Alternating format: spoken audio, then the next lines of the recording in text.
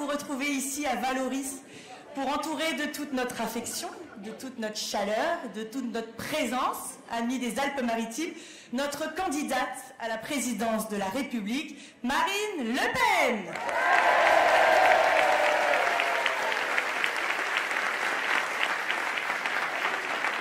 Notre première invitée est une brillante avocate au barreau de Nice. Engagée depuis longtemps pour le bien commun, elle a décidé de soutenir Marine Le Pen dans les Alpes-Maritimes en étant tête de liste aux élections à la région.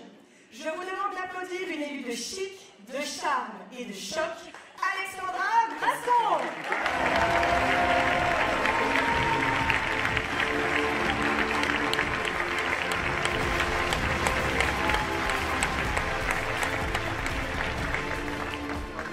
Après une telle présentation, ça va être dur d'essayer d'être chic et choc, mais on va quand même essayer, on va relever le challenge. Chers amis, déjà je suis ravie parce que je vois cette salle remplie de gens que je connais bien, que j'aime, et je vous remercie tous d'être aussi nombreux ce soir à Vallauris pour accueillir Marine.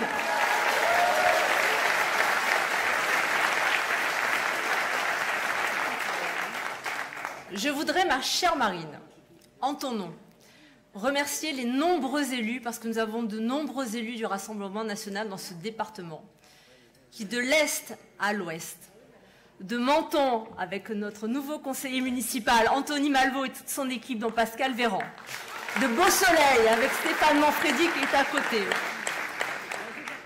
de la Trinité, ma chère Virginie Escalier, en passant évidemment par la ville de Nice avec toute l'équipe de Philippe Vardon, et puis de l'autre côté du Var, nous avons aussi de brillants élus, jeunes et dynamiques. Je voudrais remercier Brian Masson de Saint-Laurent-du-Var et son conseillère municipale Marie-France d'être à nos côtés. Je voudrais également remercier Monsieur Pérez de la commune de Cannes-sur-Mer qui nous fait le plaisir d'être avec nous ce soir. William Vergès de la Colle-sur-Loup. Et puis mon ami Jean-Pierre Vincendé à Villeneuve-Loubet qui est un terrible opposant à Lionel Lucas. On te remercie, ce n'est pas toujours facile. Je voudrais également remercier nos élus d'Antibes, Tanguy Cornec et Arnaud Vie. Je voudrais aussi remercier évidemment notre ami Lionel Tivoli qui nous reçoit ce soir. On te remercie dans cette belle salle, mon cher Lionel. Et puis un peu plus à l'ouest, un fidèle que j'ai connu il y a des années et qui est toujours de bonne humeur et sans qui je ne sais pas comment on pourrait faire dans ce département, mon ami Franck-Édouard Galbert, élu dans la commune du Canet. Et puis une petite touche féminine quand même, le plus près du Var, Nathalie Baron, élue à Pégomas. Mais ma chère Marie, nous avons un très beau moyen pays et nous avons une chance. Nous avons le jeune président de l'UNI qui est ton conseil municipal sur la commune de Conségude. Je vous demande d'applaudir Andrea Orabona.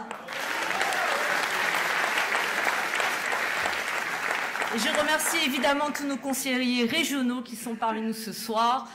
Bien évidemment, Lionel Tivoli, Brian Masson que j'ai déjà cité, mais aussi également Ida Ferrari qui est à Menton, et puis notre ami Gilles Renou, notre ami Laurent Méringone, Valérie Delpech, Virginie Escalier. Merci à vous tous. Ce département, nous l'aimons plus que tout, et nous y sommes fidèlement attachés. Et nous avons les plus beaux des soutiens, ce sont nos électeurs. Pour preuve, mes amis, le 20 juin 2021, il y a à peine 8 mois, au premier tour des élections régionales, vous tous, vous nous avez placés devant Christian Estrosi. N'oubliez pas, mes amis, nous avons fait reculer Estrosi et sa clique de macronistes dans ce département, et ça, c'était pas prévu, et ça, je peux vous dire que ça leur a fait très mal.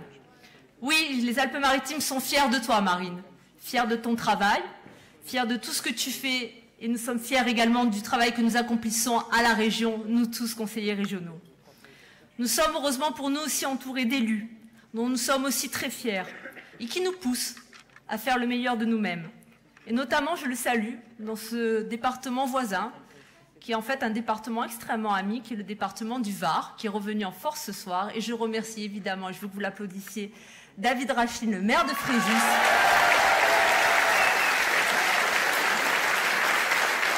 qui a été le plus jeune sénateur de France, ne l'oublions pas. Nous sommes fiers de nos maires, mon cher David, comme toi, mais pas que. il y a d'autres maires RN en France. Et vous savez pourquoi on est fiers de vous? Parce que vous avez su prouver que lorsqu'une ville était administrée par des élus du Rassemblement national, elle était tout aussi bien qu'ailleurs, voire souvent bien mieux. Et nous t'en remercions comme tous nos autres maires du Rassemblement national.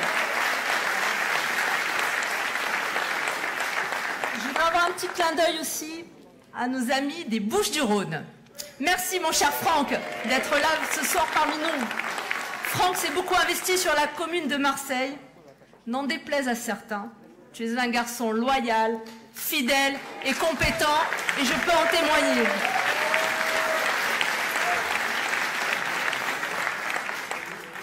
Mais ce n'est pas tout, ma chère Marine.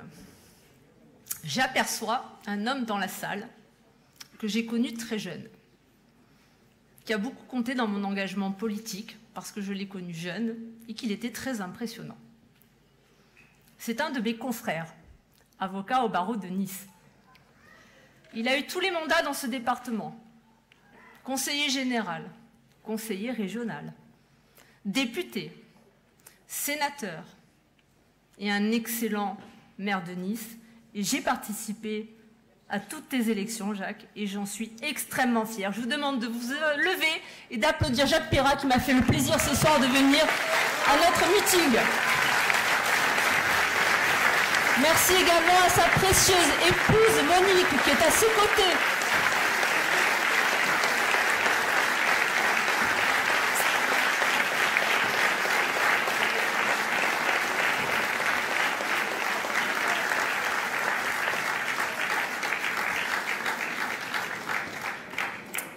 Mon cher Jacques, c'est un honneur pour moi de prendre la parole ce soir. Premièrement parce que c'est un des premiers meetings en région. Et je suis très heureuse qu'on le démarre dans les Alpes-Maritimes.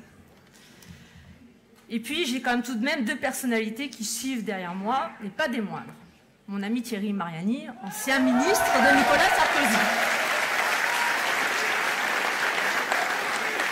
Et puis celle que vous attendez tous, une combattante, une femme aux convictions vissées au corps, et je l'espère, notre future présidente de la République, Marine Le Pen.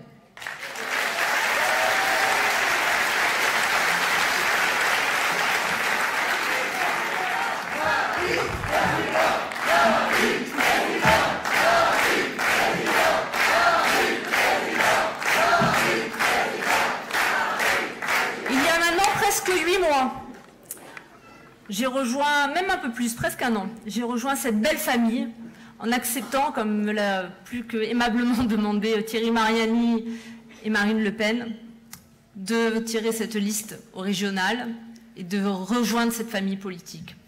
Je peux vous dire aujourd'hui que je ne regrette en rien ce choix.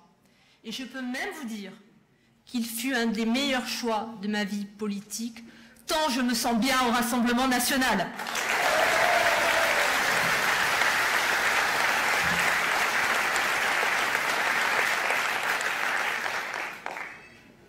Oui, les élections régionales n'ont peut-être pas eu le succès attendu, il faut le reconnaître. Mais il faut reconnaître aussi et surtout que si tout le système politique ne s'était pas ligué contre nous, nous aurions évidemment gagné. Car on a trop souvent tendance à l'oublier. Nous sommes les seuls à dénoncer le système tel qu'il est. Nous sommes les seuls à dénoncer les opportunismes politiques et la trahison des élus en place. Nous sommes la seule famille politique qui est l'unique alternative possible et crédible dont le pays a tant besoin. Voilà ce dont nous sommes absolument sûrs et certains. Seul toi, Marine, et uniquement toi, pourras appliquer une politique de rupture totale avec tout ce qui a été fait depuis 40 ans. Ne pensez pas une seconde que Valérie Pécresse, le soir du premier tour à 20h01, appellera à voter pour Marine. Elle appellera évidemment à voter pour Emmanuel Macron. C'est bien, vous avez raison. Vous avez bien compris le message, vous allez pouvoir le diffuser. Vous savez, j'ai été pendant près de 20 ans dans leur famille politique. D'abord au RPR, puis à l'UMP. J'ai pu constater les reniements perpétuels de la droite dite classique. Quand je me suis engagée à l'époque du RPR, c'est vrai qu'il y avait de grands hommes, comme Philippe Séguin, qui était fascinant. Séguin était l'homme du non à Maastricht, pour lequel j'ai milité, du oui à la France, et donc du combat pour la souveraineté de la France. Il était une forme de boussole pour nous tous et pour nombreux d'entre nous. il serait sans doute à nos côtés pour retrouver l'indépendance de la France face aux mondialistes qui détruisent nos frontières et nos drapeaux nationaux. Comment la droite a pu glisser de Pasqua Seguin à Bertrand Estrosi, je n'en sais rien. Comment la droite a pu céder à ce point aux ennemis de la France et de la République, je n'en sais rien.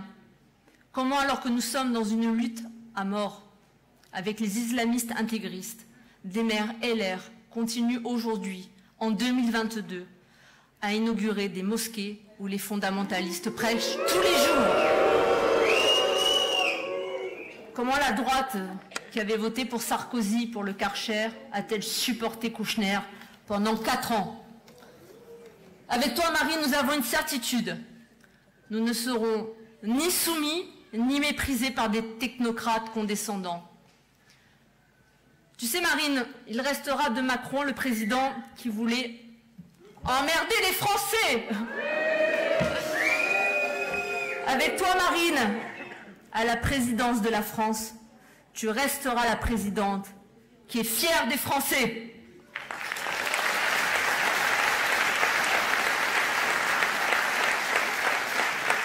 Chers amis, dans quelques instants, Marine va vous détailler son programme.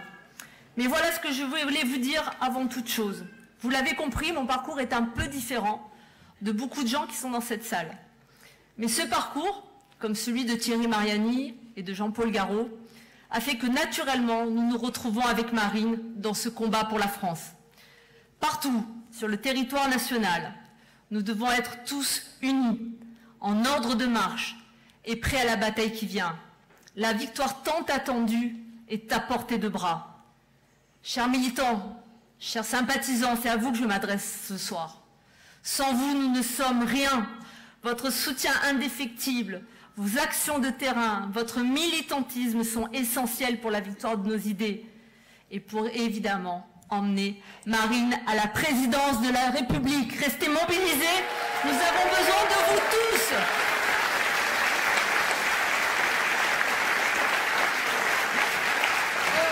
Vive Marine!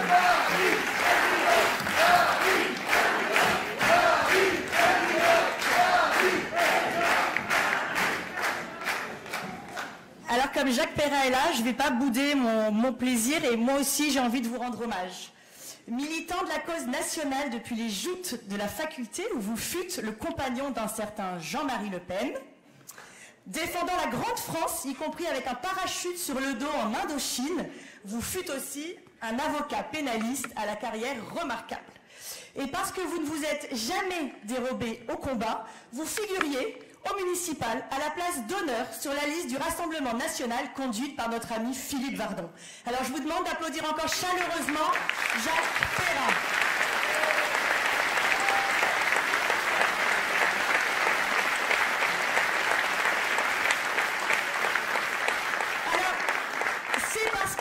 Qu'il n'y a rien, mais rien à attendre des Républicains, qu'il a voulu poursuivre son combat pour ses idées auprès de Marine Le Pen. Alors, ancien ministre de Nicolas Sarkozy, ancien député de Vaucluse et des Français de l'étranger, ancien maire de Valréas, aujourd'hui député européen, il a conduit avec brio la liste sur laquelle quelques-uns du premier rang étaient « Construisons la région de demain ». Du coup, je faillote un peu, c'est aussi mon patron à la région. Je vous demande d'applaudir Thierry Mariani.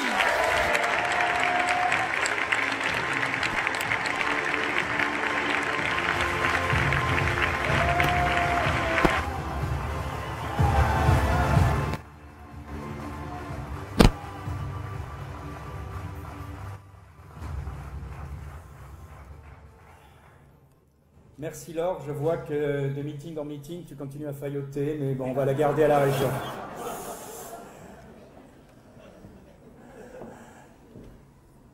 On m'a expliqué que le début de la campagne de Marine, il fallait des meetings intimes, c'est le cas ce soir, puisque ce n'est pas une salle de milliers de personnes, mais ça permet de faire des confidences. Alors je vais vous faire une confidence que surtout, vous ne répéterez pas. Je ne voudrais pas que certains dans ce département, comme dans cette région, se fasse rouler dans la farine pour la deuxième fois en 1 an. Parce que je me souviens de ce que nous faisions il y a 1 an.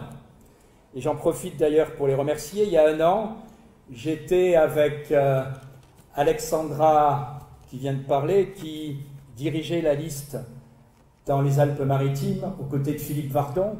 J'étais d'ailleurs avec Philippe et Frédéric Boccaletti, qui étaient mes 2 directeurs de campagne, et que je remercie encore. J'étais avec Jacques Perrat, qui m'avait accueilli à Nice, et je n'oublie pas son accueil. Et puis j'étais avec, je ne peux pas tous les citer, mais je vois Lionel qui nous accueillait dans sa ville, David, fidèle soutien, Franck, Brian et bien d'autres, qui nous participions à une élection où on disait quoi? On disait attention, vous allez voter pour M. Muselier, mais en réalité, vous allez lire les listes d'En Marche. Vous allez lire les listes d'En Marche parce que rapidement, on a vu que M. Muselier et les Républicains faisaient une alliance avec les amis de M. Macron. Et puis on s'est tellement si peu trompé que 2 mois après, 3 mois après avoir été élu, M. Muselier a quitté les Républicains et finalement, il s'est, si je puis dire, estroïsé. C'est-à-dire, c'est une maladie dans les Alpes-Maritimes. Il est devenu finalement aujourd'hui un candidat proche de M. Macron et qui soutient M. Macron. Alors, dans cette élection présidentielle, c'est un peu la même chose qui nous menace. Il y a en réalité une candidate qui nous fait un peu le même numéro. C'est Valérie Pécresse.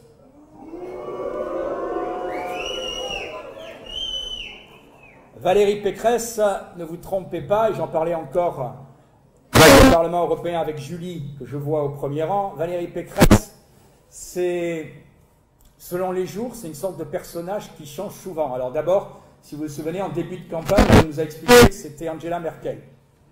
Bon, elle manque un peu d'envergure. Après, elle nous a expliqué que c'était la dame de fer, Madame Thatcher. Le brushing n'est pas vraiment au point. Maintenant, elle nous explique que c'est la dernière nouveauté, le Jedi. J'attends le sabre laser, mais en réalité, pour ceux qui la connaissent, et je fais partie de ceux qui la connaissent bien, puisque j'ai été dans la même formation politique qu'elle, d'ailleurs elle était un peu visionnaire, elle demandait mon départ parce qu'elle trouvait que j'avais le tort de dire qu'un jour ou l'autre, il faudrait bien dialoguer avec le Rassemblement national si on voulait vraiment changer la France. Et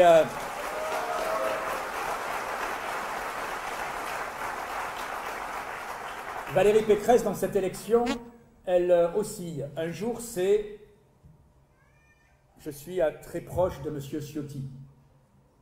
Le lendemain, c'est « Jean-Christophe Lagarde est quelqu'un dont je dois m'inspirer ». Je ne sais pas si elle doit s'inspirer de Jean-Christophe Lagarde pour ses compromissions avec le communautarisme, mais ce que je sais, c'est qu'en réalité, pour reprendre un proverbe qu'elle a créé et qui est désormais célèbre, chez Valérie Pécresse, les convictions, c'est comme la queue du chien, ça va et ça vient. Et en réalité, voter pour Valérie Pécresse, sérieusement, c'est, comme je le disais en début d'intervention, la meilleure chance de vous faire tromper et de vous dire après cette élection, après le premier tour, comme certains d'entre vous l'ont fait avec Renaud Muselier, je me suis bien fait avoir. Je me suis bien fait avoir parce que, vous ne trompez pas, la seule question qui se pose pour Valérie Pécresse, comme beaucoup d'élus républicains, c'est à quelle heure ils choisiront de soutenir Emmanuel Macron. On voit déjà que certains ont été plus rapides. M. Wörth, qui a quand même été pendant 5 ans président de la Commission des Finances et qui pendant 5 ans a expliqué que la gestion de M. Macron était catastrophique, d'un coup, il découvre à la veille des élections que Macron c'est extraordinaire. Madame Natacha Bouchard, maire de Calais, franchement, en matière d'immigration, si j'étais à Calais, je me dirais que la politique de M. Macron, c'est peut-être pas celle qu'il faut continuer. Ou tous ceux qui, avant le premier tour ou à 20h01 appelleront à voter pour Emmanuel Macron, voter pour Valérie Pécresse, en réalité, c'est simplement, j'allais dire, prendre un peu de retard dans la course, mais c'est, quoi qu'il arrive, soutenir Emmanuel Macron. Et donc aujourd'hui, à ce premier tour, vous avez le choix dans une sorte de primaire de candidats qui veulent avoir les voix des patriotes. Il y a celle qui, franchement, n'a aucun point commun avec ces patriotes, qui est Valérie Pécresse. Et puis, nommons-le, il y a Éric Zemmour. J'ai de la sympathie pour Éric Zemmour. J'ai de la sympathie pour Éric Zemmour et on aura besoin de tout le monde au deuxième tour. Mais je pose une simple question qu'aujourd'hui, chacun doit se poser. Qui peut battre Emmanuel Macron au deuxième tour? Le problème n'est pas de se faire plaisir au premier tour. Aujourd'hui, quand je regarde les sondages, et même si les sondages par moments sont hésitants, il y a quelque chose qui est sûr, c'est que quand je vois les scores d'Éric Zemmour qu'on nous annonce au second tour, j'ai l'impression de revenir 10 ans en arrière quand le Rassemblement national flirtait avec les 35-40% au deuxième tour. Mais en tout cas, quand on n'avait aucune chance à ce moment-là d'avoir une victoire. La seule qui aujourd'hui a une chance de battre Emmanuel Macron, c'est Marine Le Pen. C'est vrai que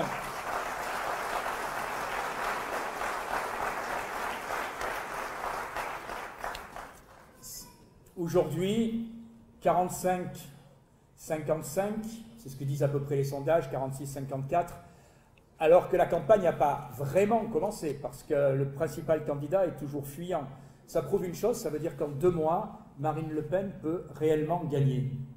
Et quelle que soit la sympathie, je répète, que je ne peux pas avoir pour un autre candidat, je pense que la candidate la mieux préparée, celle qui depuis des années, depuis 5 ans, soyons clairs, a préparé ce moment, a désormais, elle en parlera tout à l'heure, des propositions, par exemple, de référendum qui sont déjà écrites, qui peuvent être appliquées et soumises aux Français dans les 15 jours, c'est Marine Le Pen.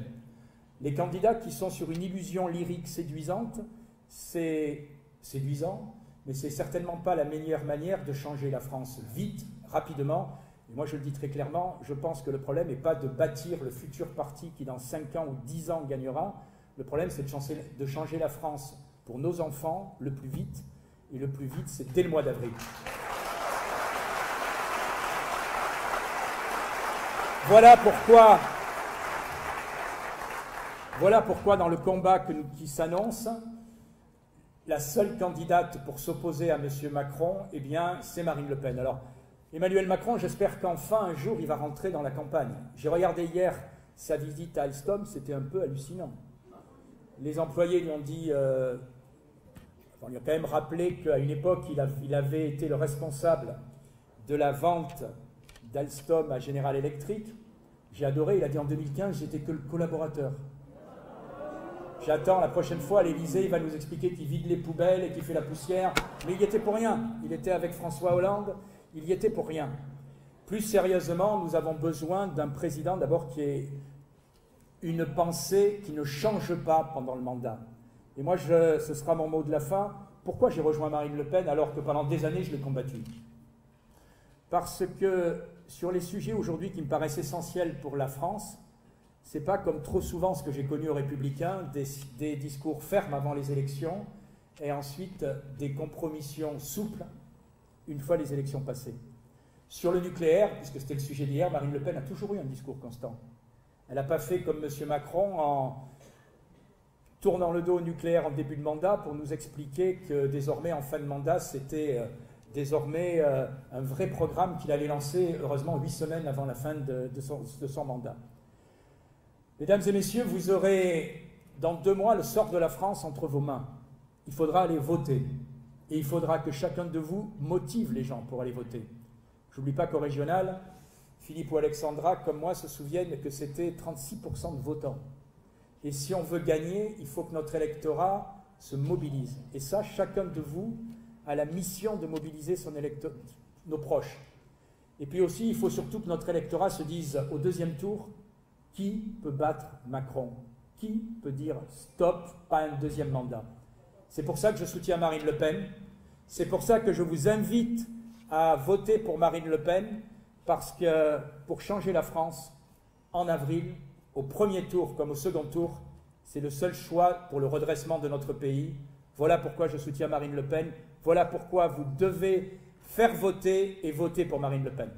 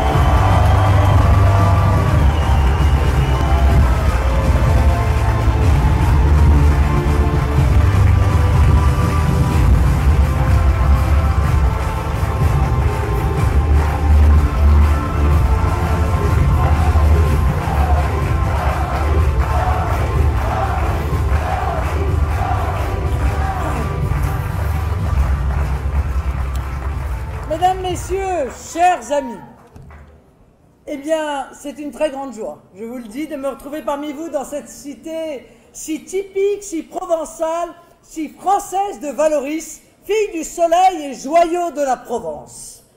Qu'il me soit permis de saluer les personnalités qui nous font l'honneur d'être à nos côtés ce soir, au premier rang desquels M. Jacques Perrat, ancien député du Front National, ancien sénateur et surtout ancien maire de Nice.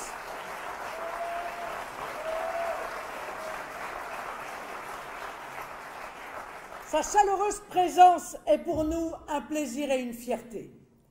Elle est le témoignage d'un soutien souriant, bienveillant et puissant, d'un homme qui a consacré sa vie à la patrie, à brandir notre drapeau, à le défendre, à le faire respecter. Merci infiniment, Monsieur Perrat. Toute ma plus affectueuse gratitude, mon cher Jacques.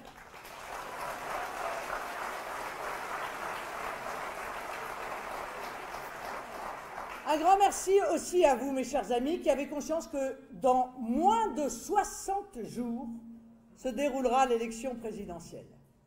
L'élection qui peut changer notre pays, qui peut changer notre quotidien, mais surtout qui peut redonner aux Français la France qu'ils aiment. J'étais ce matin à Toulon, où j'ai parlé politique militaire, armement et défense nationale. J'ai rencontré des hommes engagés qui ont fait le choix des armes, qui ont fait le choix de consacrer leur vie à la défense du pays. D'une certaine manière, j'ai aussi fait ce choix quand, il y a plus de 20 ans, j'ai quitté les prétoires pour devenir l'avocate de tous les Français. J'ai fait ce choix quand j'ai décidé de me présenter à la présidence de la République. Ce choix, je le fais en réalité tous les matins en me levant. Je le fais car je ne peux pas me résoudre à voir mon pays dans cet état. Je le fais parce que je suis malheureuse de voir tant de Français en souffrance. Mais je le fais surtout car je sais que notre pays a en lui toutes les ressources pour se relever et que ce gâchis n'est plus admissible. J'ai au fond un immense espoir dans le redressement de notre pays. Nous pouvons gagner, nous allons gagner, mes amis. Toutes les études d'opinion nous le disent tous les jours. Et si vous êtes là ce soir, c'est que j'imagine que vous partagez cette espérance. Alors, un seul conseil, diffusez cette espérance autour de vous, diffusez-la pour que notre pays sorte enfin du marasme macronien, de cette fatalité qui fait qu'une partie de nos compatriotes se disent qu'il est trop tard et qu'on leur dit qu'il est trop tard. Moi, je viens leur dire que c'est faux. Ceci est un mensonge fait pour les désarmer moralement. Il n'est pas trop tard, alors diffusez cette espérance pour que la France soit à nouveau cette nation qui fait rêver, cette nation mère des arts, des armes et des lois, qui pendant des siècles fut la fierté de son peuple et fut la boussole d'ailleurs de tant d'autres. Ce matin, en rencontrant les marins qui arment nos navires, j'ai mesuré combien notre pays pouvait puiser dans son peuple les forces pour se relever. J'ai mesuré encore et encore l'intelligence de nos ingénieurs et de nos ouvriers de l'industrie militaire, le professionnalisme de personnel civil et militaire de nos armées, le dévouement et l'implication incroyable de nos soldats qui sont aujourd'hui, vous le savez, en situation périlleuse au Mali. Je sais combien leur mission à tous est exigeante, si essentielle au pays, et pour eux synonyme de sacrifices personnels, familiaux. Mais à quoi servent ces sacrifices?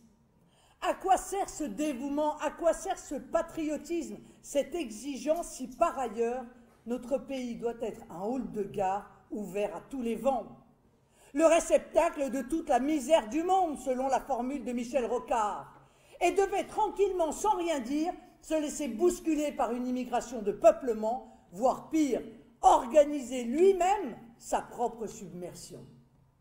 Mais que vaut ce bel édifice si par ailleurs, venant du monde entier, il suffit de pousser la porte pour entrer en France, s'y installer, y vivre comme on vit chez soi, à côté des Français et parfois même contre eux.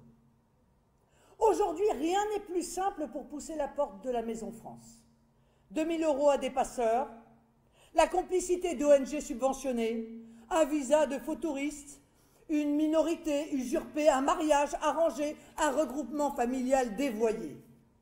Avec une ou plusieurs de ces options, vous vous retrouvez en France, nourris, logés, soignés, chauffés, quand tant de nos compatriotes ne s'en sortent plus, renoncent à des soins, renoncent à se chauffer, compte tenu des prix délirants de l'énergie contre lesquels le gouvernement ne veut rien faire. Des Français qui ne trouvent plus à se loger correctement parce que, pour beaucoup d'entre eux, ils n'ont plus accès, en réalité, au logement social. Quand tant de nos étudiants ne font pour certains même plus 2 repas par jour. Vous l'avez compris, je veux vous parler ce soir d'immigration. Cette immigration qui est un problème majeur pour la France, mais aussi pour toute l'Europe. Cette immigration qui, pour nos dirigeants, n'est pas tant un problème qu'un véritable projet. Et je vais vous le montrer. Je veux vous en parler car vous êtes ici, dans cette belle région, à une encablure de la frontière, qui voit passer des milliers et des milliers de migrants, et que la mer qui borde ce si beau rivage est devenue le lieu des pires trafics d'êtres humains. Vous êtes les spectateurs de ces grands flux migratoires, que nous avons été les premiers au Front National, puis au Rassemblement National, à identifier comme un péril national, et que nous avons été longtemps bien seuls à dénoncer envers et contre tous, et surtout contre tous. Jacques, je parle bien sûr sous ton contrôle, tu en as été le témoin. À l'époque, c'était pas bien la mode de parler immigration.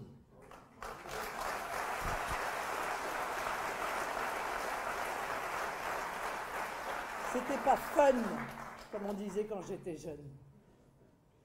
De Menton à Calais, du Pertuis à Paris, les Français sont les témoins quotidiens d'une submersion qui ne dit pas son nom, en tout cas pas dans les discours officiels, mais qui pourtant se déroule inexorablement depuis des années.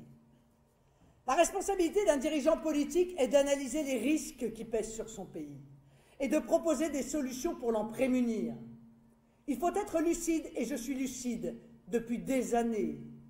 Le risque migratoire est l'un des principaux risques, sinon le principal risque qui pèse sur notre pays, sans que jamais aucun dirigeant ne s'y soit attaqué sérieusement. Ils ont pourtant tous, les uns et les autres, été à un moment donné ou à un autre au pouvoir. Il y a 60 ans que nous avons quitté l'Afrique. La pression démographique depuis notre départ y est implacable. En 1950, il y avait 220 millions d'habitants en Afrique. Ils sont aujourd'hui 1,4 milliard.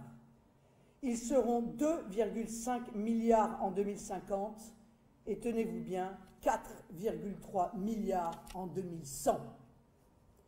Il ne s'agit pas pour nous de juger, mais de mesurer objectivement ces grands phénomènes planétaires et d'en analyser les potentiels flux.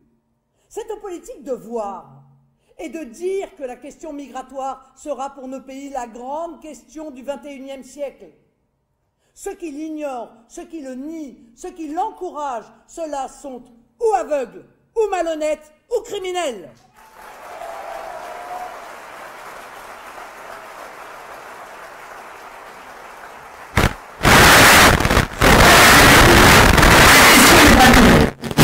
Les responsabilités souvent teintées d'un faux angélisme durant des décennies était la règle, elle l'est toujours chez nos dirigeants.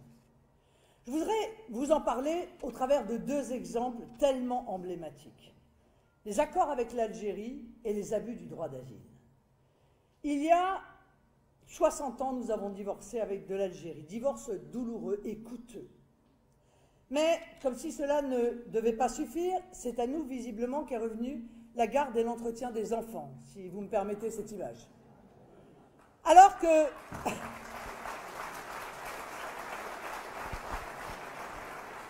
Alors même que depuis, l'Algérie n'a eu de cesse de nous insulter, de nous humilier, de nous expliquer qu'on l'avait maltraité, que la France serait raciste. Beaucoup, semble-t-il, n'ont qu'un souhait, venir chez nous et y rester. J'ai 53 ans. Il y a 53 ans, le gouvernement français signait dans le sillage des accords d'Évian un accord stupéfiant avec l'Algérie, dont d'ailleurs personne ne parle jamais. Les Français, sans contrepartie, s'engageaient et s'engagent encore 53 ans plus tard à accorder des certificats administratifs de résidence de 10 ans aux Algériens dès leur arrivée sur le territoire. L'accès au regroupement familial leur est ouvert sans condition d'intégration, avec un effet mécanique, compte tenu, nous dit-on, de l'importance de la diaspora algérienne en France. La régularisation des clandestins est quasi automatique au bout de 10 ans. Alors, certes, les visas qui étaient, vous le savez, une monnaie d'échange, ont un peu baissé. Souvenez-vous, moi je vois encore nos présidents successifs aller en Algérie et la foule dans la rue réclamait des visas, des visas, des visas. Et effectivement, les visas tombaient. Et ça tombait de rue, croyez-moi. Alors on a baissé un peu le nombre de visas. Mais en réalité, aujourd'hui, toutes les règles dont je vous parle et qui facilitent l'immigration algérienne sont toujours en place. Mais surtout, la réduction du nombre de visas a été contournée immédiatement et totalement. Comment? Ben, par l'accès à l'espace Schengen, via d'autres pays d'Europe, puisqu'on a supprimé la mention sur le passeport visa refusé. Donc, ben, quand vous n'avez pas votre visa pour venir en France, ben, ce n'est pas bien grave, vous allez passer par n'importe quel pays de Schengen, et puis vous rejoindrez ainsi la France. Ça ne fait, somme toute, que quelques centaines de kilomètres de plus.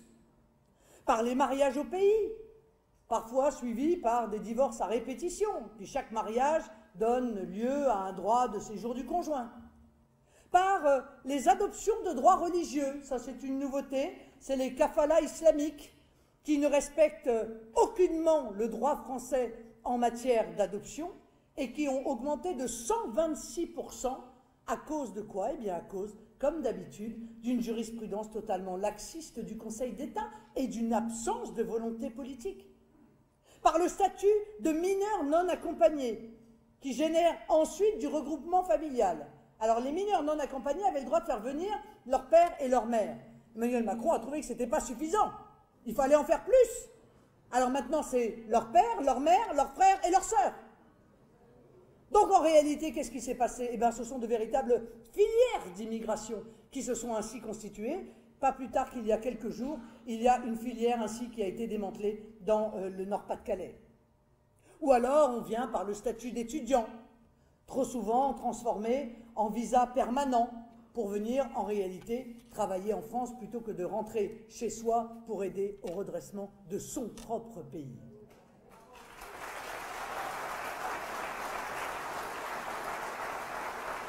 Tous ces excès, mes chers amis, tous ces excès, tous ces abus, toutes ces fraudes, tous ces leviers de complaisance, tout le monde les connaît dans l'administration, mais tout le monde les tolère, tout le monde regarde ailleurs, parce que ce sont les politiques qui donnent les instructions à l'administration. Moi, présidente, sachez que je ne regarderai pas ailleurs. Je ferai cesser ces dérives inacceptables.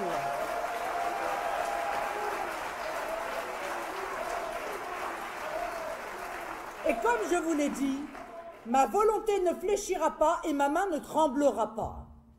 Dans 2 mois, dans moins de 60 jours, j'entreprendrai le grand chantier de l'arrêt de l'immigration en France.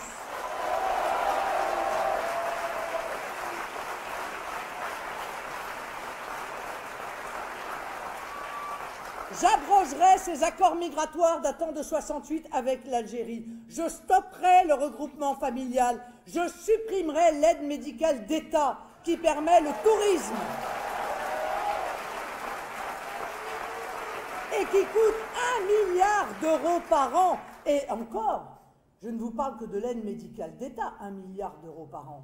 Parce qu'il y a aussi les visas de nature médicale, des droits de séjour à vocation médicale, dont on a appris dans un quotidien au mois de décembre dernier que 26 000 personnes venant, c'est-à-dire la ville de Valoris quand même, hein, la ville de Valoris chaque année, venant de 127 pays différents, pouvaient venir se faire soigner totalement gratuitement alors même qu'on nous explique que les hôpitaux français n'arrivent plus à faire face, qu'ils sont submergés, qu'ils sont saturés. Je mettrai fin aux fraudes, comme celle de ces retraités étrangers immortels qui continuent de toucher des pensions depuis leur cimetière.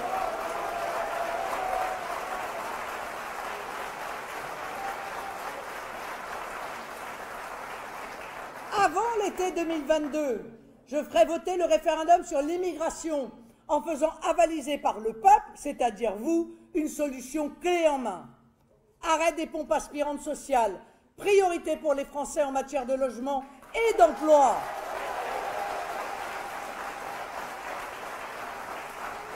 Arrêt de certaines aides sociales aux étrangers, réservation des allocations familiales aux Français, réforme du code de la nationalité ou du droit de la nationalité.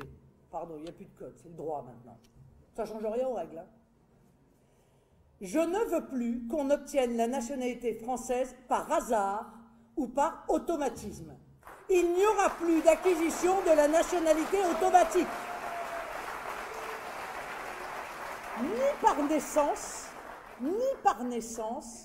Ni même, mes chers amis, par mariage. La réalité, c'est que le fait d'être né en France, et accessoirement de s'y être bien comporté pendant un certain nombre d'années, ou le fait d'être marié à un Français, sera un critère. C'est un critère positif lorsque vous ferez éventuellement votre demande de naturalisation. Mais ça ne peut pas être un critère exclusif, et ça ne le sera plus.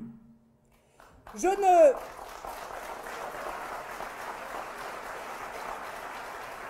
retirerai purement et simplement de la loi la possibilité de la régularisation. Comme ça, il n'y aura plus de débat, il n'y aura plus de discussion. Si vous entrez en France illégalement, ou si vous vous maintenez en France illégalement, vous ne pourrez pas être régularisé. Il n'y aura plus de texte de loi pour le faire. Vous devrez retourner chez vous et demander l'autorisation de venir. Parce que c'est trop facile, sinon. Et c'est presque irrésistible. Vous venez illégalement, vous vous maintenez illégalement à l'issue d'un visa, ou à l'issue d'un visa de tourisme, ou à l'issue d'un visa d'études, et puis vous avez une chance sur 4 d'être régularisé dans les années qui suivent, et puis après vous avez une chance sur 4 d'être naturalisé. Il n'est pas possible d'admettre cela si on souhaite que la France soit à nouveau respectée. Donc cette possibilité sortira de la loi. Bien sûr, nous expulserons les criminels et les délinquants étrangers. Bien sûr, mes chers amis, parce que, mais y compris s'ils sont là en situation légale, quand vous venez dans un pays et que vous réclamez l'hospitalité et que vous vous permettez de commettre des meurtres, de commettre des viols, de commettre des crimes ou des délits, mais vous repartez chez vous immédiatement, on vous supprime l'autorisation d'être là.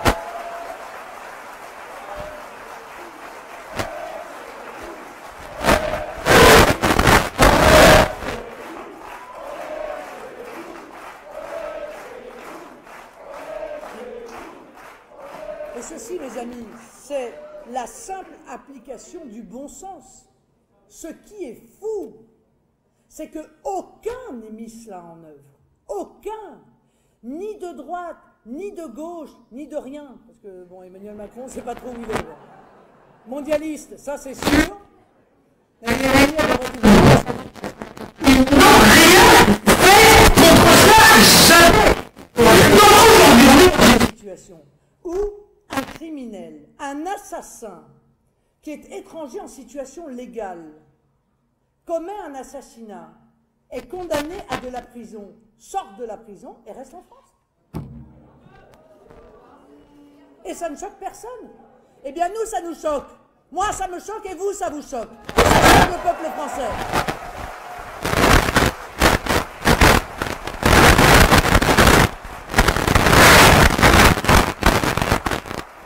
Nous allons déchoir de leur nationalité les binationaux anti-français, criminels ou terroristes, car là encore, la nationalité française redeviendra si précieuse, car elle doit être précieuse, qu'on ne peut pas la laisser à des gens qui commettent des actes aussi graves que des actes criminels ou des actes de terrorisme. Et puis nous allons repénaliser l'entrée et séjour irrégulier, parce que, l'air de rien, sans que personne s'en aperçoive, en réalité, le fait d'entrer illégalement sur le territoire ou de rester illégalement sur le territoire n'est plus un délit. Ça n'est plus un délit. Ça a beaucoup de conséquences, vous savez cela.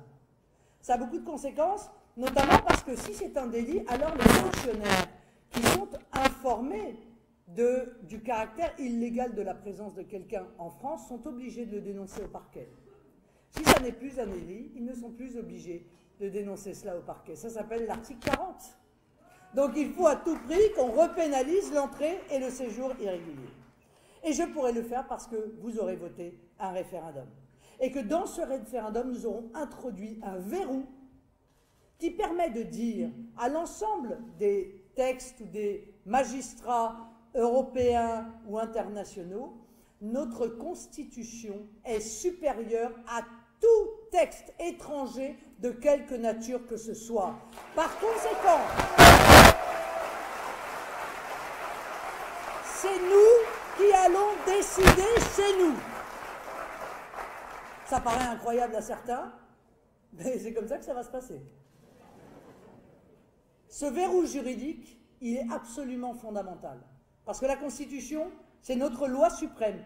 Nous l'avons choisie. Elle détermine nos choix de civilisation. Elle détermine nos choix de société. Et personne n'a le droit de venir contester ce choix-là. C'est la démocratie qui impose que ce choix soit à tout prix respecté. Non seulement personne ne nous interdira de défendre notre souveraineté en matière d'immigration, mais faites-moi confiance pour obtenir la coopération des pays d'origine dans cette politique basée sur le respect mutuel. Là encore, je serai là avec toute la fermeté nécessaire. Je saurai leur expliquer que c'est leur intérêt bien compris de coopérer avec nous. Et si ces pays, parce qu'on nous répond souvent ça, ah oui mais vous ne pouvez pas renvoyer les étrangers qui n'ont plus le droit de rester en France parce que les pays d'origine ne veulent pas les reprendre. Bah écoutez, pas de problème. Donc si ces pays persistent à refuser de respecter le droit international, en reprenant leur droit, eh bien j'y répondrai par l'arrêt total des visas. Plus un seul visa ne sera délivré, y compris pour les VIP. Ah oui, parce que, bon, l'arrêt des transferts d'argent vers leur pays, dont une part substantielle du PIB sont en fait dues au transfert d'argent de leurs propres compatriotes qui travaillent ou touchent un certain nombre d'aides sociales chez nous vers leur pays d'origine. Bon, pour reprendre la réplique d'un film célèbre, je leur ferai une proposition qu'ils ne seront pas en mesure de refuser.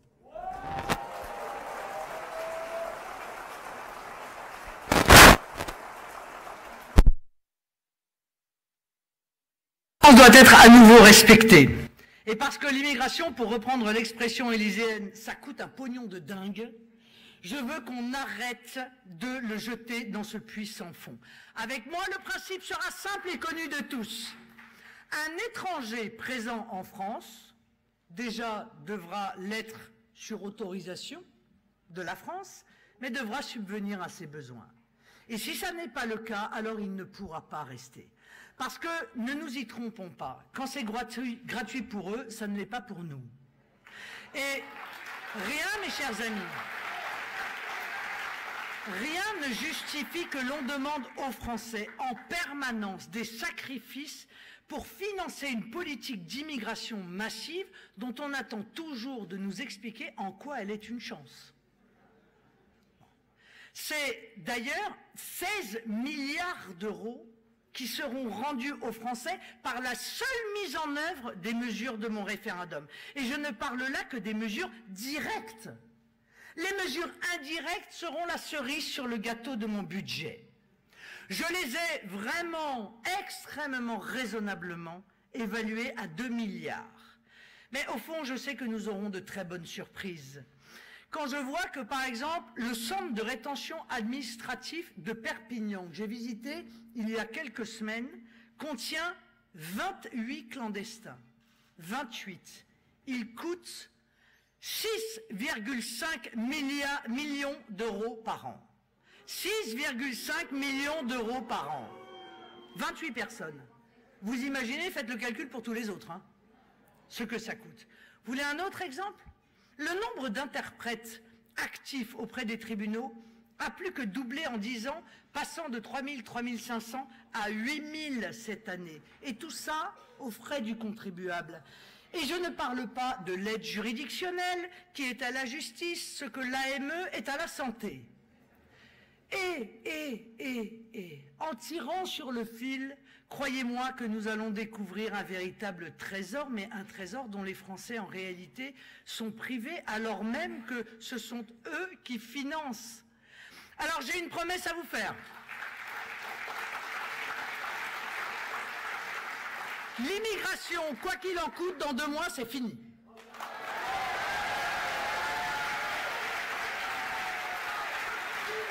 L'immigration, une charge pour la France, dans 2 mois, c'est fini. Et surtout, le signal qui sera lancé sera le suivant. La France, terre d'immigration, c'est fini.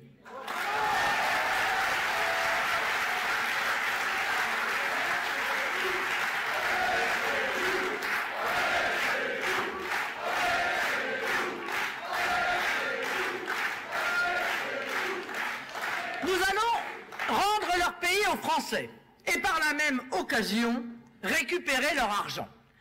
Parce que moi j'ai besoin de cet argent pour vous le rendre. J'ai besoin de cet argent pour le rendre aux familles, pour pouvoir mettre en place la 2e part fiscale pleine dès le 2e enfant. J'ai besoin de cet argent pour aider les jeunes, pour exonérer d'impôt sur le revenu les jeunes de moins de 30 ans, pour qu'ils puissent construire leur vie dans leur pays.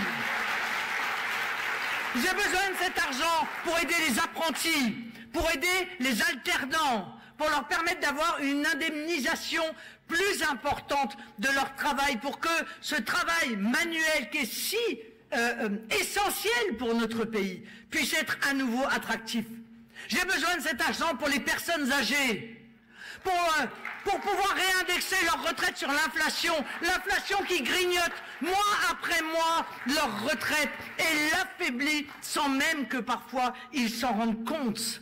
J'ai besoin de cet argent pour mettre en place des retraites qui ne soient pas inférieures jamais à 1 000 euros par mois. Parce qu'aujourd'hui, il y a des gens qui ont des retraites de 400 euros ou de 450 euros. Après une vie de labeur, j'ai besoin de cet argent pour restituer aux veufs et aux veuves, la demi-part fiscale qu'on leur a piteusement retirée.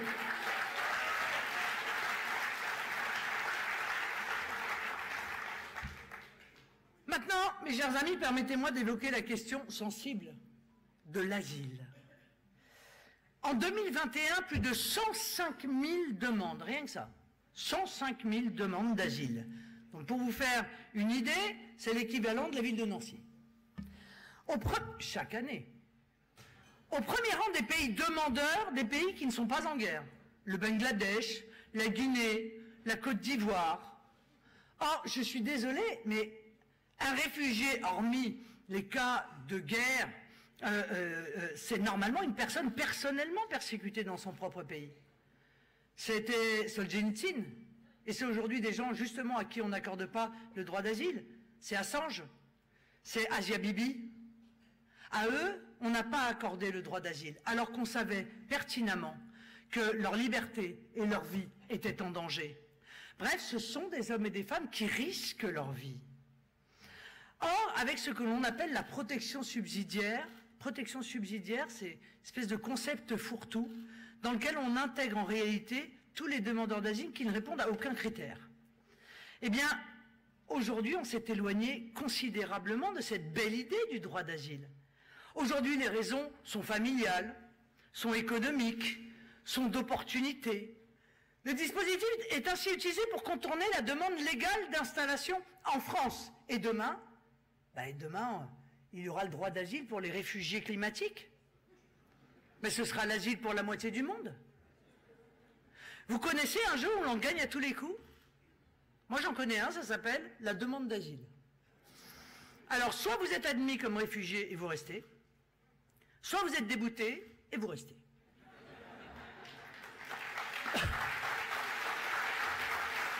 Pardon, mais 96% des déboutés du droit d'asile restent en France. 96%. Et la source de ce chiffre est on ne peut plus sérieuse, la Cour des comptes elle-même, les sages de la rue Cambon, comme on les surnomme. 96%. Les déboutés restent, et ensuite, par le biais d'astuces bien connues, deviennent inexpulsables, et donc régularisables, et donc, quelques années plus tard, naturalisables. Alors, il y a effectivement une urgence à redonner au droit d'asile tout son sens. On connaît le système.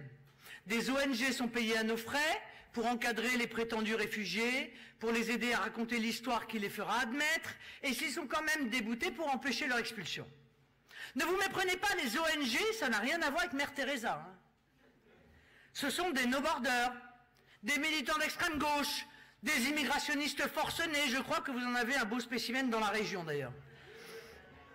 On y retrouve d'ailleurs aussi des gens parfaitement identifiés pour leur activisme politique, mais qu'on a réhabillés bourgeoisement pour l'occasion. C'est par exemple quelqu'un comme Benoît Hamon.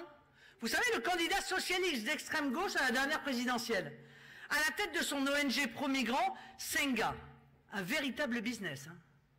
Pensez que l'Océan Viking, l'énorme bateau affrété par SOS Méditerranée, coûte 14 000 € par jour. 14 000 € par jour. Mais d'où vient l'argent, me direz-vous? Mais accrochez-vous bien, pour une partie, il vient de votre poche. Bien sûr, de vos impôts. Avec les subventions que versent les collectivités publiques françaises, la région Occitanie, ou la région Bretagne, le département des Hautes-Pyrénées, ou celui de Meurthe-et-Moselle, la ville de Paris, ou la ville de Bordeaux. Mais dites-moi, où est l'intérêt local qui justifie cette dépense? La pompe aspirante marche à plein régime. C'est ça la réalité. Le Karcher est un aspirateur. Ah. Et pourquoi? Mais parce qu'en réalité, la France reste le pays le plus attractif, car elle cumule plusieurs facteurs, et cette attractivité nous ruine. Engorgement, connivence des associations humanitaires, passeurs qui en tirent de juteux bénéfices, aide sociale généreuse, absence de reconduite des déboutés à la frontière, complaisance de l'État et des juridictions face à l'immigration clandestine. Chers amis, ce n'est pas tant un mur physique qu'il faut construire, mais un mur juridique. Un mur juridique infranchissable.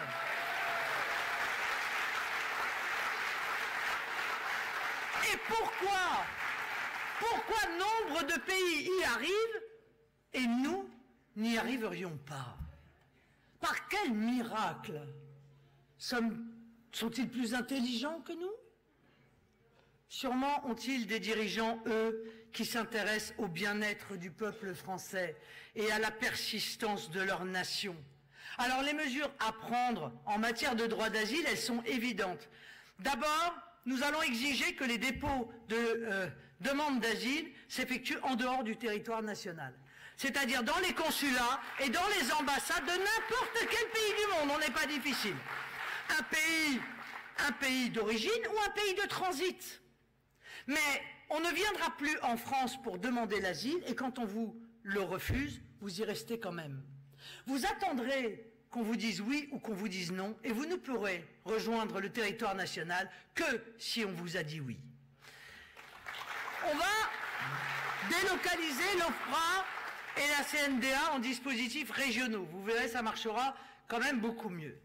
Il faut ne pas permettre le dépôt d'une nouvelle demande d'asile au bout de 6 mois, sauf cas exceptionnel, parce que ça aussi c'est l'habitude. On dépose, on vous dit non, on dépose. Et puis, on va tout de même retirer le droit d'asile en cas de départ du territoire national. Parce qu'alors ça, c'est le dernier jeu. On a l'asile, parce qu'on est persécuté dans son pays, mais on part en vacances dans son pays d'origine. Mais on en rit parce qu'on n'a pas envie d'en pleurer. Parce qu'on est des gens joyeux. Mais objectivement, c'est quand même incroyable.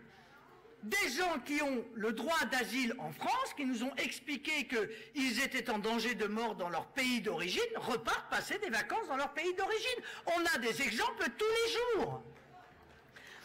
Il faut...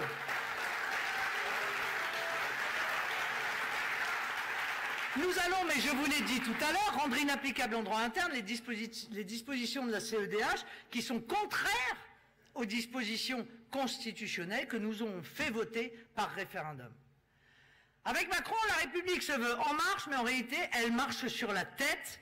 Pensez que la France est non seulement une passoire, mais elle accorde aujourd'hui 400 000 titres ou autorisations de séjour par an. 400 000 titres ou autorisations de séjour par an.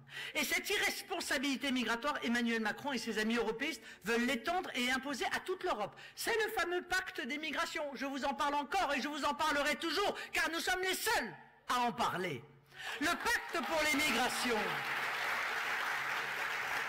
c'est l'application à l'Europe du pacte de Marrakech, dont on vous a également parlé, et qui avait reconnu à tous les habitants de la Terre un droit à la migration. Le pacte pour l'immigration, c'est un pacte de submersion migratoire. M. Macron, avec la présidence française du Conseil, en a fait sa priorité. On ne l'a pas beaucoup lu dans les journaux. Mais quelle sera la conséquence de cela? Nous ne serons plus maîtres de qui entre chez nous. En réalité, les dirigeants de l'Union européenne ne rêvent que d'une chose, vous le savez, c'est de faire les fameux États unis d'Europe, sur le modèle des États-Unis d'Amérique. Les deux n'ont absolument rien à voir l'un avec l'autre, mais ils ont cette obsession. Donc, ils voient la carte verte. Ils voient l'autorisation donnée par les dirigeants européens d'aller travailler ou s'installer dans n'importe quel pays de l'Union européenne. Mais jamais, mes amis, jamais nous n'accepterons cela. Ils veulent continuer leur politique de relocalisation de force. On ne sait pas pourquoi on appelle ça relocalisation, d'ailleurs. Relocalisation, ça voudrait dire que les migrants étaient localisés, ils sont partis, ils sont revenus. Non.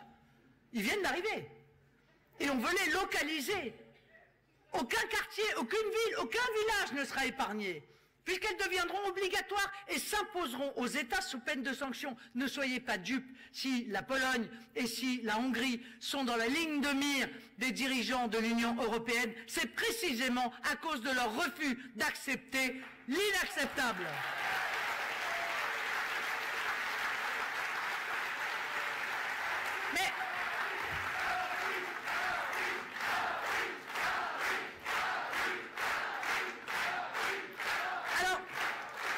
Les immigrationnistes n'arrivent plus à nous faire croire que c'est une chance pour la France, parce que quand même là, c'est difficile, ils en font une obligation. Voilà, c'est aussi simple que ça. Et cette immigration, mes amis, n'est pas une immigration de travail. D'ailleurs, on aurait du mal. Il n'y a pas assez de travail en France. Donc quand on a 5,5 millions de chômeurs, on ne fait pas entrer des chômeurs, a priori.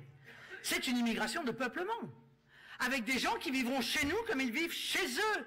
Et elle sera, il faut le craindre, si je ne suis pas élu, irréversible, puisque précisément tout est fait pour qu'il y ait des conditions automatiques de naturalisation. C'est une politique voulue, une politique mise en œuvre quoi qu'il en coûte. On connaissait, je l'ai dit, l'écologie punitive, on a l'immigration coercitive. Vous l'avez compris, la question de l'immigration est centrale, vitale. En dehors de son coût comptable, elle mobilise pour notre société une énergie incommensurable. J'ose le dire, la société française y perd une bonne partie de son énergie. Elle touche tous les domaines et a des conséquences sur l'ensemble de la vie sociale. Et l'insécurité en premier, dont elle est un vivier, bien sûr. Les policiers en témoignent quand ils s'expriment librement. Les chiffres des détenus étrangers en témoignent, ils n'ont pas besoin d'être interprétés tant ils sont éloquents. Près d'un quart des pensionnaires de nos prisons sont étrangers. Davantage encore sont binationaux. Quant à la délinquance des mineurs migrants, elle est écrasante dans les centres-villes. D'après les chiffres officiels, sur l'année 2020, 40% des faits de délinquance commis dans la ville de Bordeaux, par exemple, sont imputables à des mineurs étrangers non accompagnés. Ce n'est pas nous qui le disons, ce sont les magistrats qui le disent. À Rennes, le parquet sonne publiquement l'alerte en communiquant sur le fait que des délinquants mineurs étrangers écument la ville.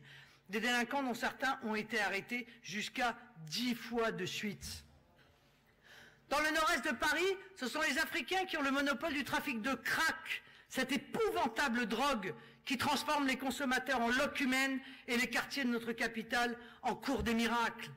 Ailleurs, ce sont des mafias irako-kurdes qui sévissent à Calais ou des filières tchétchènes qui structurent le terrorisme. Mais a-t-on besoin d'importer des délinquants, des criminels, des terroristes? On n'en a pas assez des nôtres.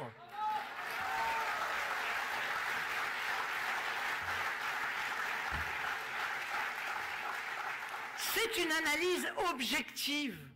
Regardez les hôpitaux, les écoles, les rues, les transports, l'énergie qu'il faut à notre pays pour gérer au quotidien tous les problèmes liés à l'immigration, pour répondre à l'inadaptation des populations qui vivent chez nous comme chez elles, parce qu'on n'aura jamais expliqué les règles du jeu, parce qu'on n'a pas été exigeant à leur égard, parce qu'on n'a pas été respectueux en fait à l'égard du peuple français, qui souvent ne viennent pas chercher nos libertés mais nous imposer leurs interdits, leur façon de vivre, leurs coutumes et leurs lois. Mais pourquoi avoir quitté leur pays si c'est pour vivre ici comme ils vivent là-bas? Parce que, mes amis, le nombre décide de tout, parce que l'avenir d'un pays, nous le savons, est dans sa démographie. La situation créée par l'immigration massive ne doit pas être prise à la légère.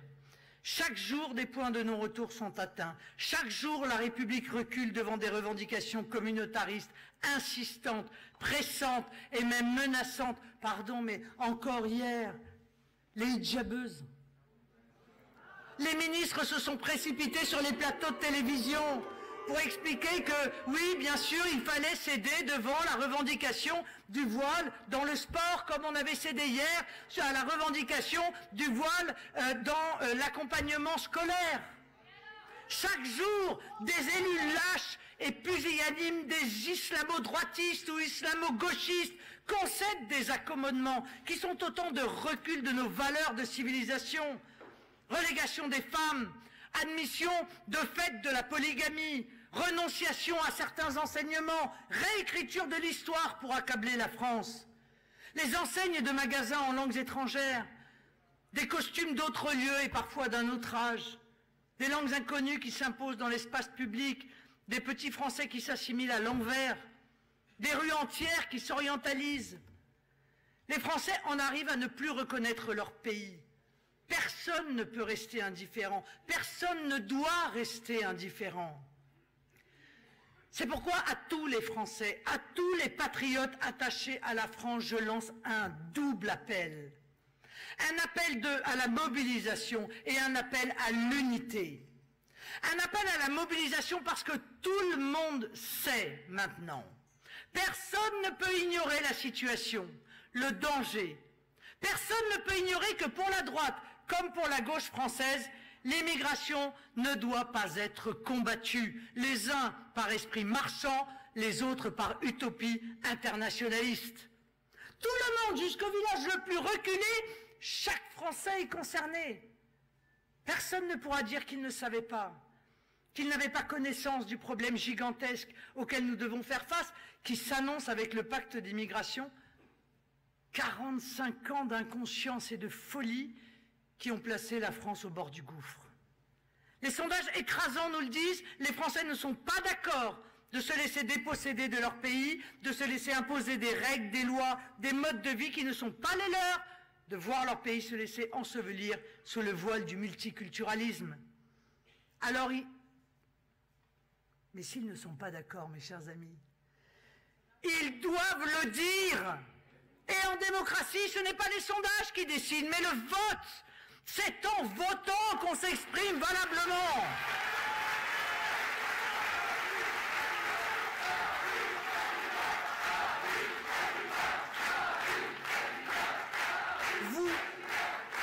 Vous devez donc le dire en votant massivement à ces élections présidentielles.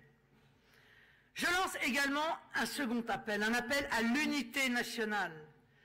Face à une classe politique qui nourrit de tels projets destructeurs pour la stabilité de notre pays, pour notre tranquillité de vie, le seul clivage qui vaille, c'est celui entre les nationaux et les mondialistes, entre nous et eux, entre Macron et moi.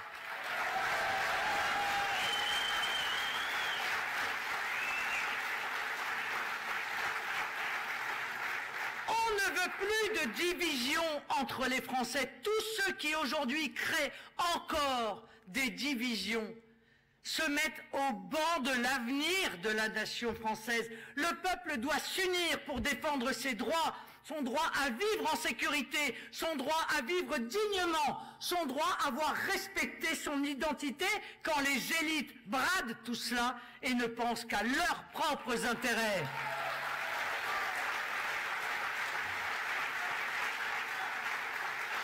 Simplement, concrètement, le choix fondamental qui nous est posé à cette élection est celui de la disparition ou de la préservation de la France qu'on aime. Cet effacement de ce qui fait la France se déroulera si Emmanuel Macron est élu dans les turbulences d'une société multiculturelle, au pire par l'émergence d'une autre société portant d'autres valeurs de civilisation. Nous croyons dans la France éternelle et nous y travaillons. J'exhorte les électeurs de droite, les électeurs LR déconfits par Madame Pécresse, à venir vers nous. Nous qui avons été les premiers, dès 1972, il y a 50 ans, à soulever de manière prémonitoire la question des flux migratoires, à imposer cette question dans le débat, à réveiller la conscience de notre peuple sur cette question essentielle. Nous sommes aujourd'hui les seuls à défendre la liberté, nos libertés, attaquées chaque jour par un gouvernement qui a oublié notre Constitution.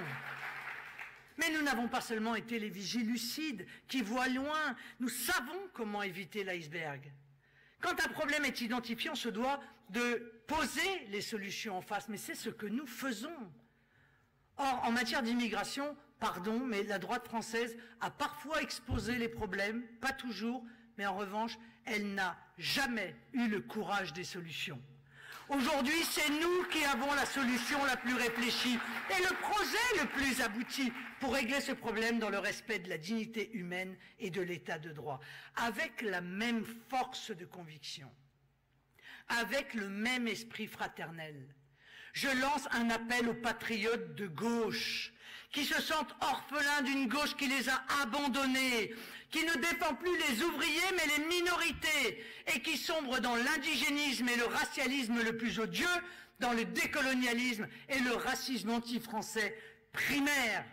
La gauche française a sombré, moralement d'abord, puis électoralement. La gauche vous a abandonné, abandonnez-la!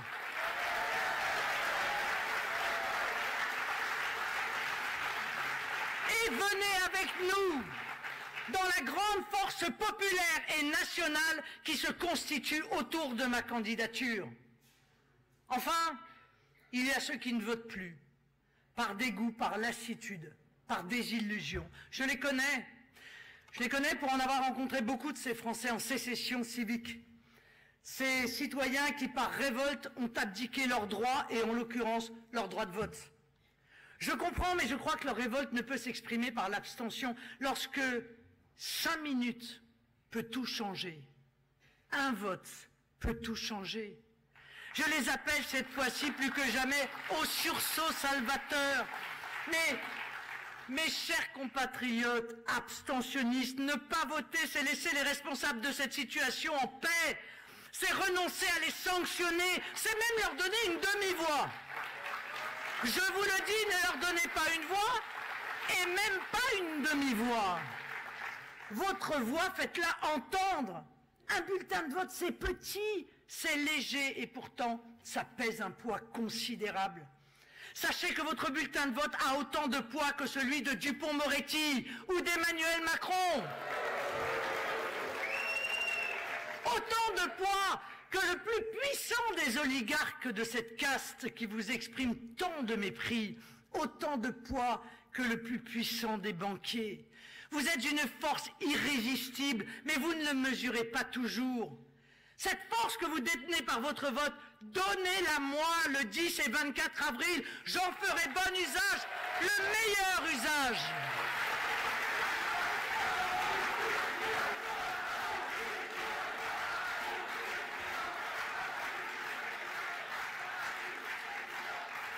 Face au grand péril, mes amis, face au grand péril, il n'y a plus la gauche et la droite plus le centre et les apolitiques.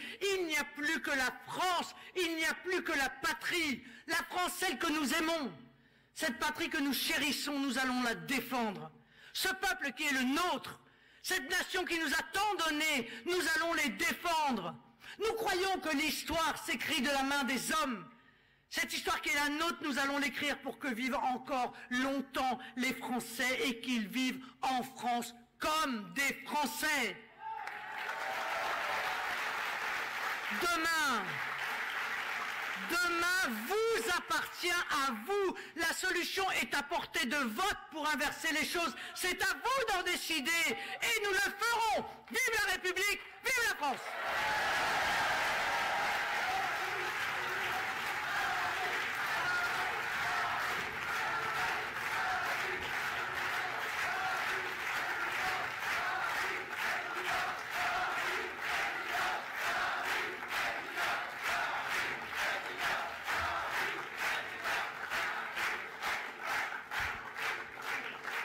Allons enfants de la patrie.